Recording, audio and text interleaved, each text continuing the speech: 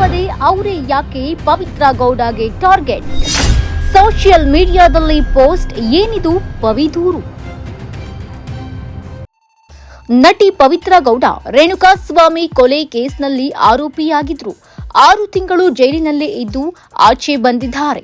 ಹೊರಬಂದ ನಂತರ ಸೋಷಿಯಲ್ ಮೀಡಿಯಾದಲ್ಲಿ ಮತ್ತೆ ಆಕ್ಟಿವ್ ಆಗಿದ್ದಾರೆ. ಪವಿತ್ರ ದೇವಸ್ಥಾನಗಳನ್ನ ಕೂಡ ರೌಂಡ್ ಹಾಕ್ತಾ ಇದ್ದು, ಈಗ ಅವರು ತಮ್ಮ ಸ್ನೇಹಿತರು ಆಪ್ತರ ಬಗ್ಗೆ ಒಂದು ಮೆಸೇಜ್ ಶೇರ್ ಮಾಡಿಕೊಂಡಿದ್ದಾರೆ.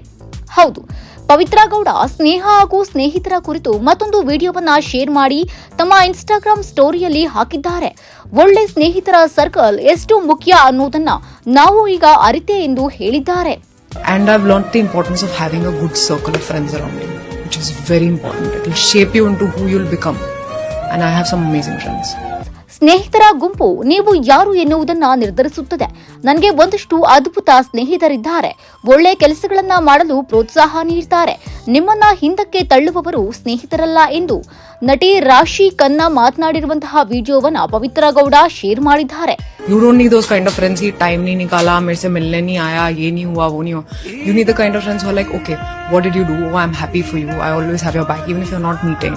ಸ್ನೇಹಿತರನ್ನ ಮೀಟ್ ಮಾಡಲು ಟೈಮ್ ಸಿಗಲಿಲ್ಲ, ಭೇಟಿಯಾಗಲು ಸಾಧ್ಯವಾಗಲಿಲ್ಲ, ಅದು ಇದು ಅಂತ ಕಾರಣ ಹೇಳುವವರು ನನಗೆ ಬೇಕಿಲ್ಲ. ಭೇಟಿ ಆಗದಿದ್ದರೂ ಪರವಾಗಿಲ್ಲ, ಸದಾ ನಾನು ನಿನ್ನ ಪರವಾಗಿ ಇರುತ್ತೇನೆ ಎನ್ನುವವರು ನನಗೆ ಬೇಕು. ನಿನ್ನ ಬಗ್ಗೆ ನನಗೆ ಖುಷಿ ಇದೆ, ನಾನು ನಿನ್ನ ಬೆಂಬಲಕ್ಕೆ ನಿಲ್ತೀನಿ ಅಂತ ಹೇಳುವ ಸ್ನೇಹಿತರು ಬೇಕು ಎಂದು ರಾಶಿ ವಿಡಿಯೋದಲ್ಲಿ ಹೇಳಿದ್ದಾರೆ.